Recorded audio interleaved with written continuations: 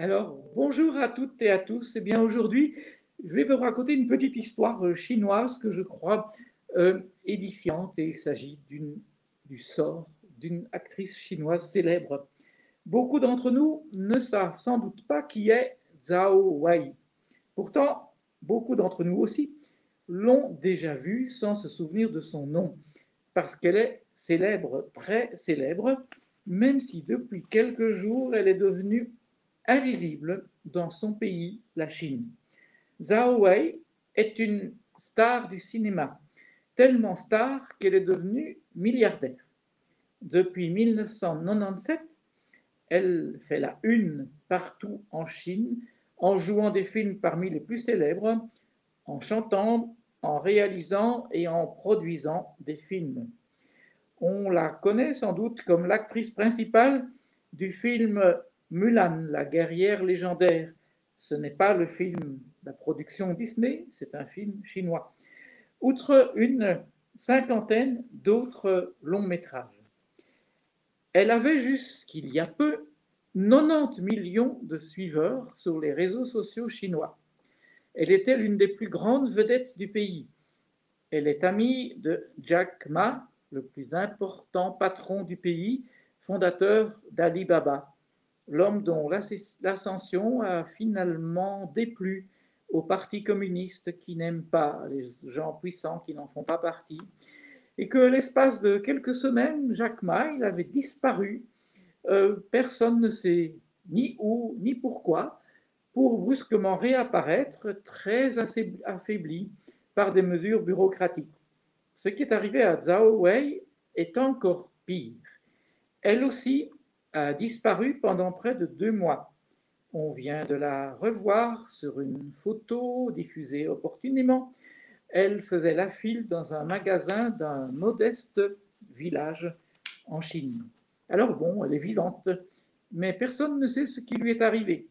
Bien plus, eh oui, d'accord, elle est vivante, mais elle a été effacée. Sur l'Internet chinois, son nom n'est plus visible nulle part. Sur les réseaux sociaux, avec ses 90 millions de suiveurs, je le rappelle, elle n'existe plus. Tous ses comptes ont été effacés. Son nom a même été soigneusement enlevé des génériques des films qu'elle avait réalisés, et ceux dont elle était l'actrice principale ne sont tout simplement plus visibles sur les plateformes chinoises comme Tencent. Zhao Wei a donc été littéralement effacée. Effacée par le régime chinois. Elle n'a pourtant été condamnée pour rien. Elle n'est accusée de rien. Mais au parti, on ne l'aime pas ou on ne l'aime plus. Certes, elle n'a jamais montré beaucoup d'enthousiasme pour le Parti communiste. Mais surtout, le dictateur chinois, Xi Jinping, veut, dit-on, abolir la culture des célébrités. Il devient donc dangereux d'avoir une certaine notoriété dans ce pays, sauf bien sûr si l'on est protégé par les puissants, par le parti. Il y a de quoi être effaré lorsqu'on entend dire qu'il s'agit en Chine, je cite, de la nouvelle révolution culturelle. Quelle référence quand même, sachant que la révolution culturelle ordonnée par Mao Tse-tung en 1967 avait fait environ 20 millions de morts. Ce qu'on découvre avec cette histoire, c'est non seulement que la Chine n'a jamais cessé d'être une dictature, mais aussi qu'elle est ou redevient communiste.